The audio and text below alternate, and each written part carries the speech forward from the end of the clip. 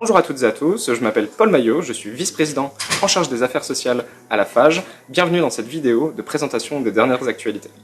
Concernant la rentrée universitaire, le 6 août dernier, le ministère a publié une circulaire venant cadrer l'organisation de la rentrée. Elle est composée autour de 5 axes: la distanciation sociale et respect des mesures sanitaires, anticipation éventuelle d'une deuxième vague, les activités présentielles hors enseignement, l'accompagnement des étudiants et enfin le dialogue au sein des établissements. Les éléments à retenir pour cette rentrée universitaire, c'est le maintien d'une distanciation physique de 1 mètre, le port du masque systématique, etc. Cela concerne les établissements, les campus, les résidences universitaires, les restaurants universitaires ainsi que les bibliothèques. Les associations étudiantes sont responsables de la mise en œuvre des consignes sanitaires au sein des locaux qui leur sont attribués. Ces conditions de mise en œuvre sont définies conventionnellement entre elles et les établissements hébergeurs. Par ailleurs, l'intégration des étudiants devrait être adaptée dans des conditions assurant le strict respect des consignes sanitaires.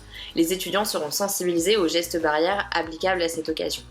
Les soirées ou week-ends d'intégration pourront présenter des risques au regard de la pandémie et des risques associés à ce type d'événement. Ils sont fortement déconseillés. Pour la 18e année consécutive, la FAGE publie son indicateur du coût de la rentrée. Celui-ci est calculé pour un profil type d'étudiant de 20 ans, décohabitant non boursier et inscrit en licence universitaire, mettant alors en avant à la fois les frais de la vie courante, donc supportés toute l'année par les étudiantes et les étudiants comme le loyer ou les transports, mais également les frais spécifiques à la rentrée, donc supportés lors du mois de septembre, comme les frais d'inscription ou la contribution vie étudiante et de campus. Cette année, le montant global du coût de la rentrée s'élève à 2 361 €, avec une hausse globale nette de 3,21%.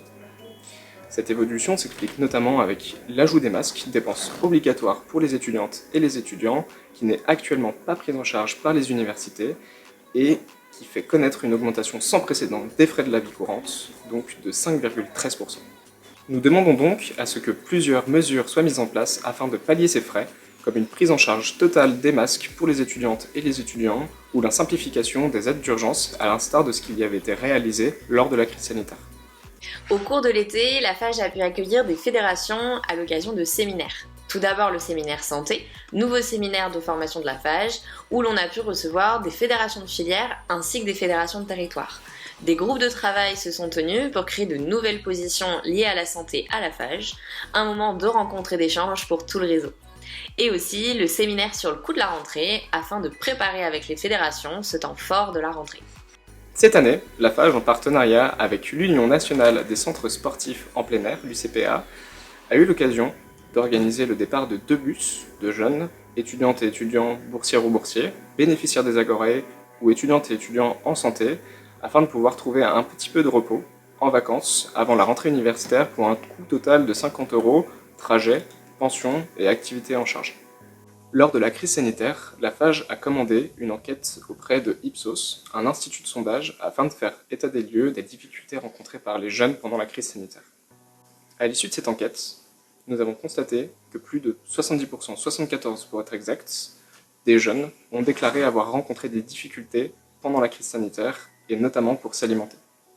C'est pourquoi nous saluons les annonces du Premier ministre et notamment l'annonce de la baisse du ticket rue à 1 € qui fait suite aux revendications de la FAGE depuis plusieurs mois et notamment d'une motion qui a été posée au niveau du CNUS afin de pallier les difficultés rencontrées pendant la crise et après des étudiantes et des étudiants qui seraient en difficulté financière. Cependant, il est nécessaire d'aller plus loin pour une réforme plus structurante du système de bourse actuel afin de permettre une linéarisation et une revalorisation du système de bourse afin de ne laisser personne pour compte. Afin d'aider le réseau, la FAGE a produit un protocole sanitaire pour la rentrée 2020 avec des mesures et des conseils afin que les événements se passent au mieux. Comme par exemple, mise à disposition de masques, instaurer un protocole de désinfection, positionner les chaises et les tables en amont afin de respecter la distanciation physique, mettre de la signalétique, proposer un atelier d'apprentissage de friction des mains et instaurer des référents gestes barrières. Bon courage pour la rentrée et n'oubliez pas de nous suivre sur les réseaux.